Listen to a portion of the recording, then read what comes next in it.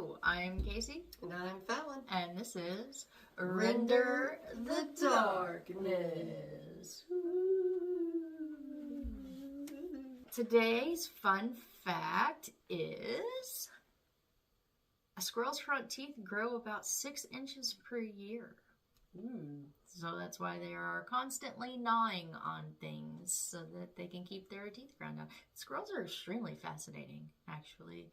I don't know why, I was like, let's do a fun fact, and I was like, let's do one about squirrels. I could have done probably 80 different fun facts about squirrels today. Squirrels are a lot more fascinating than I would have ever known.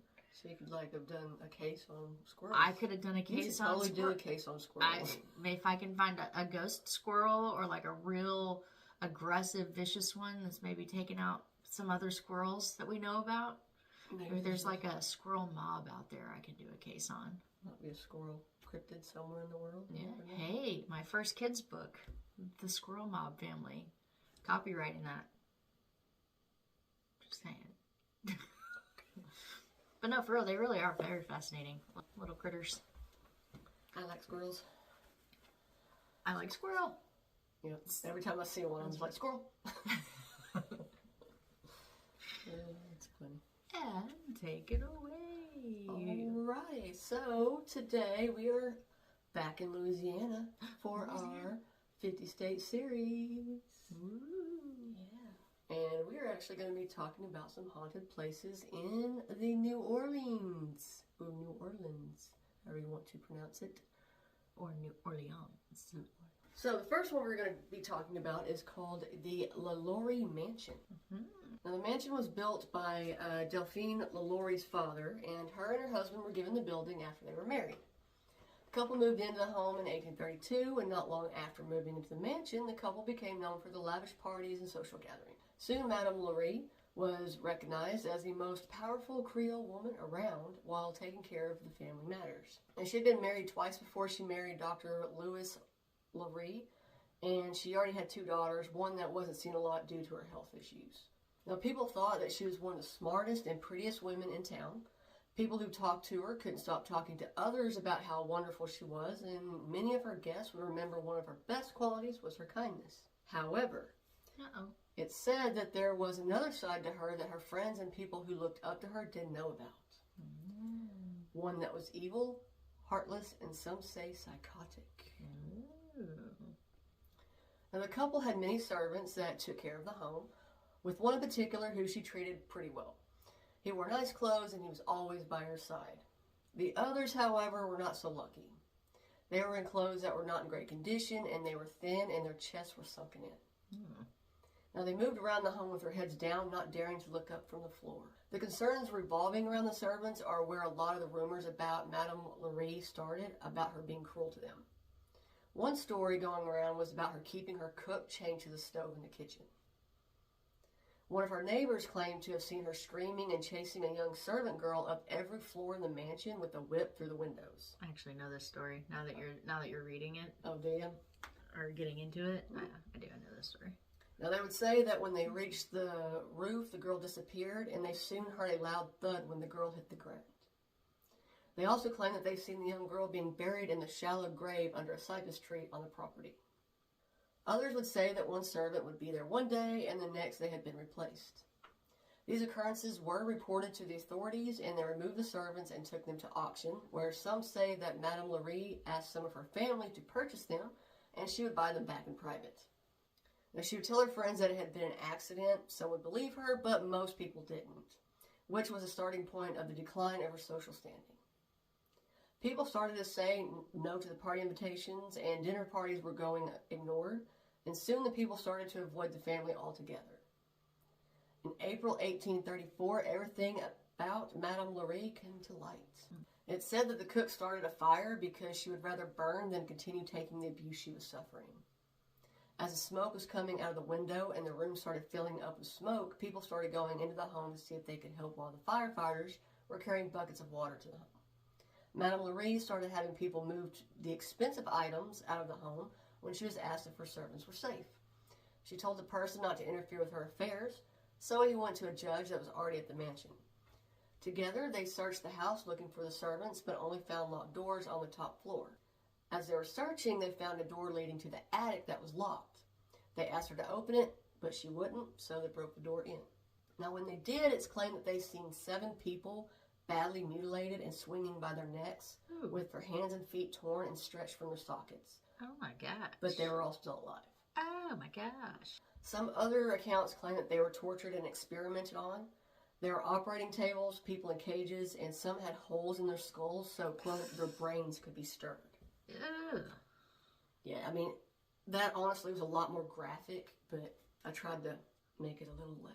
Now, according to the book Haunted New Orleans, none of the torture could actually be confirmed, but the death of the young girl that fell from the roof and the 7 people found in the attic that were chained up and abused could be. The servants were given medical care, and then they were asked about their time at the mansion. One girl said that Madame LaLaurie would come into the attic during her mini parties and whip them for a while, then go back down to join her guests. She just bored at her parties? Like, what the fuck? I guess. I don't... Cruel, terrible woman. Now, meanwhile, people were at the mansion waiting for authorities to come back and make an arrest. However, that didn't happen. So, the people became angry, waiting for justice, and after a few hours of waiting, they decided to take matters into their own hands. But before they could do that, a carriage barreled through the gate and raced down the street. Mm-hmm. Some people thought that the carriage was a distraction and that Madame LaLaurie wasn't in it and that she actually escaped out the back door while people were paying attention to the front of the home. After her escape, the people went into the house and destroyed everything and started to take the actual building apart before the authorities came and stopped them. I'm really surprised that, like, nobody tried to follow the carriage. Yeah, no, that's what I thought too. I was like, why didn't... Because, like, maybe she was in the carriage. Like, maybe she wasn't being as conspicuous as they're assuming she was being. Yeah, she probably would. I mean, I don't really know, but I mean... I'm just surprised nobody was like, she's in the carriage. They were like, nope, she must have snuck out the back. Or, like, half of them be like, we'll go look over here. Y'all follow the carriage. Yeah, no, you're fine. Something to, like... I'm just surprised that was the way that played out. Yeah. I mean... Anyway, sorry. No, you're fine. Now, people wanted the whole house torn down, but instead it was boarded up and remained abandoned. No one knows what happened to Madame LaLaurie. Some think she died in France, and others think that she came back to New Orleans and died there. But she was never seen again in her mansion. But some believe that there is still something in that house. The home sat abandoned for years, and people would say that they could hear people screaming at the house. They say they saw apparitions in the windows and would see people on the balconies and walking around in the yard. In 1837, the home was purchased by a man who only kept it for 3 months, claiming he was hearing strange noises and crying. He would eventually leave the home, and it was once again abandoned. In 1882, an English teacher bought it and turned it into a school of music and dancing. It went pretty well for a while, as he was able to get the students from some of the richest families, but a newspaper would accuse the man of inappropriate relations with the students, and the school was then closed the next day. Some years later, a wealthy man named Jules, hopefully I said this right, Ben, lived in the home in the later part of the 1800s up to 1892. Now, he was found deceased on a ratty cot with a bag of hundreds of dollars laying beside him, and thousands more were found in a mattress. What? Yeah, I don't know. He lived in poverty for some reason. Even though he had so much money, he just chose to... How strange. Now, some thought that he had left a valuable treasure in the home, but people were actually too afraid to go and find out if that was true. In the late 1890s, it was bought and used as apartments, and the tenants started having strange encounters. One person claimed to have seen shadow figures, and children were attacked by someone or something with a whip that they couldn't see. One woman seen another woman in really nice clothing looking at her sleeping baby. They also claimed to hear noises coming from the locked attic where they found the 7 people chained up. The home was a bar at one time and then a furniture store. The owner of the furniture store kept having an issue with his products being covered in a liquid that had a really foul odor. So he thought, that people were breaking into his store, so he stayed one night with a gun waiting for them. But no one ever showed up, and the furniture was yet again covered in the liquid. The man soon closed the store. Could see that. Yeah. In 1923, William Warrington bought the house, and he made it a homeless shelter for 9 years. In 1969, it was bought to serve as apartments again. Then it was restored to its original state by a doctor. In 2007, Nicolas Cage bought it. along with some other property, but put it back up for sale in 2008, and in 2009 it was foreclosed on. Now, the owner of the mansion in the early 2000s claimed that they didn't have any ghostly experiences in the home. The home was again listed for sale in 2024 and purchased by the Whale NOLA LLC to Lance Zoll, who is the founder of the U.S. Ghost Adventures and who owns the Lizzie Borden house.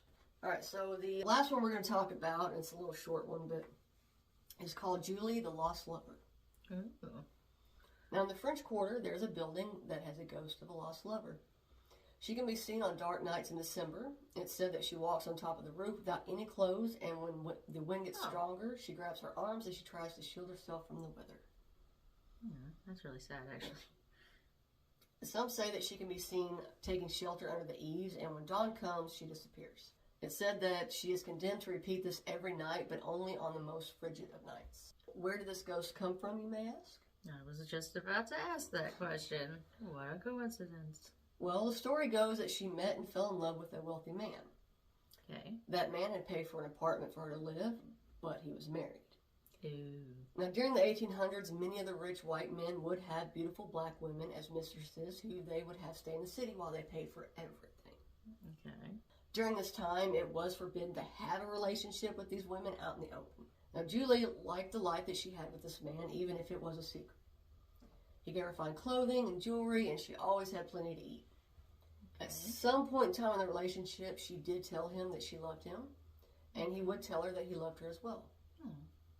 Now, he tried to keep her happy, buying her anything she wanted and giving her money to do whatever she wanted. Okay. But the one thing he couldn't give her that she really wanted was for him to marry her.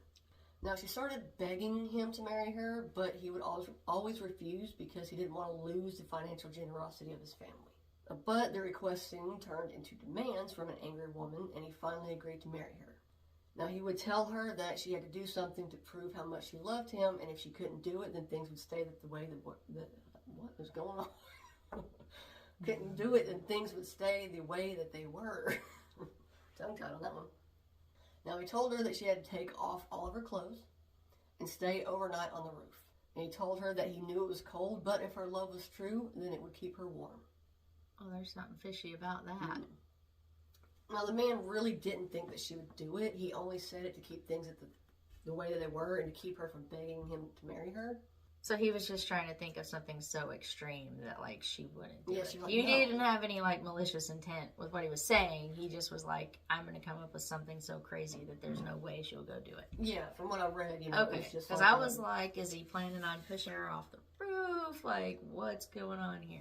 Yeah, it's just like, she ain't going to do this. With it being, December and the nights were extremely cold. Gotcha. So, he thought that she would refuse to do such a crazy request. Okay, I got you. But she agreed to the terms, and nothing else was said about it that night. Now, when midnight came, Julie took off her clothes, went to the door to the roof, opened it, and went out into the cold. But did he know that she had done that? That's a pretty important part of the deal. Now, the man went to the bedroom around dawn after playing chess with one of his friends to sleep for a few hours with Julie. He did not know she went outside. But to his horror, the bed was empty and her clothes were in a pile on the floor. The man ran to the roof, and that is where he found her laying on the roof where she had frozen to death to prove her love. Oh, that's really sad. Now, they say when December comes, she can be seen walking on the rooftop, and when dawn draws near, she will fall limp and disappear. People would claim that when the building was quiet, they could hear footsteps in Julie's old room. Some have even claimed to have seen a man appear playing chess. The building is now the bottom of the cup tea room, and they say that the hauntings are not limited to the roof. They say that employees have heard strange noises, tapping sounds, and the smell of perfume that comes and goes. Some have also claimed to have seen her at the fish pond in the courtyard. So that is the story of Julie the Lost Lover and Madame LaLaurie. Yeah, the LaLaurie Mansion. For some reason, my brain was just like, no. I'm 40. She's 43. 42. But my memory was already pretty bad before this, so I can't really blame that. But anyway. Okay, so I've heard several different versions of the LaLaurie Mansion. And one of the versions of it, she had escaped the mansion, and then when everybody had boarded it up to leave it or whatever, she actually went back to the mansion and started reclaiming her slaves. Oh, wow. Yeah, see, I didn't read that one. It's interesting. Interesting. Very interesting. Yeah. But I can tell you, as somebody who has not only been to New Orleans, but has lived in New Orleans, that if you have not had the opportunity to take a ghost tour, I would absolutely recommend that you do that. We actually took one, and I rather enjoyed our ghost tour. No, we didn't do we did a vampire We did tour. the vampire tour. Well, there still are ghost tours. Yes, There's still tons of ghost tours. We did a vampire tour. You're right, we did. We were going to do a ghost tour, and then I'm a big chicken and was like, let's do the vampire one instead. Yeah. Which was still a really awesome tour. So if you haven't done the vampire tours, do that one as well. Yes, I'm also 40, so that's my excuse for that little mix-up right there. I really am 40. But next time we go to New Orleans, we are going to do We will do a graveyard tour, and we'll do hopefully we'll do a live on that, so you guys can join us.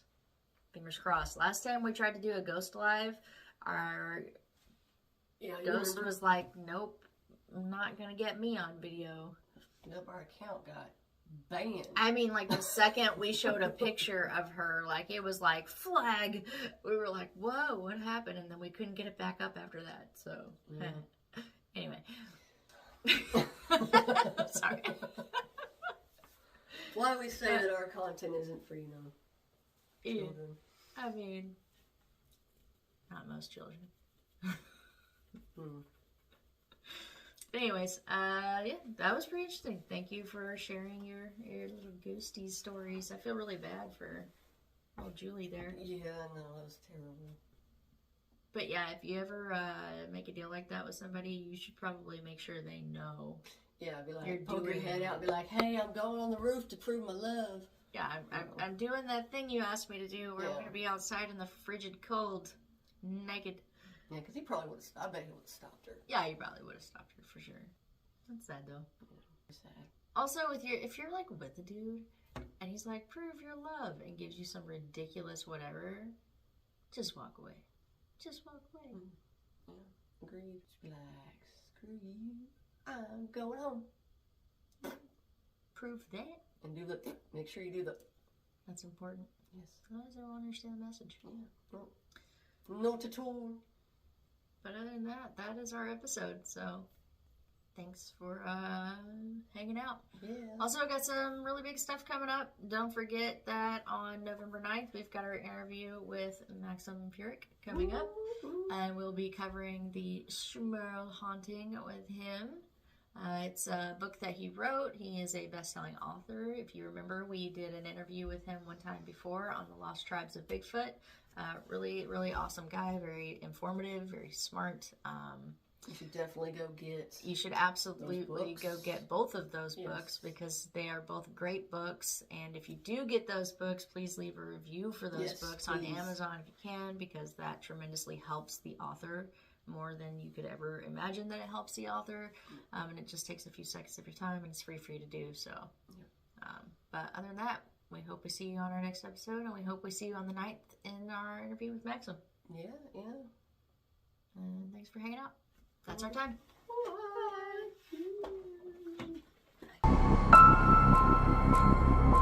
Bye.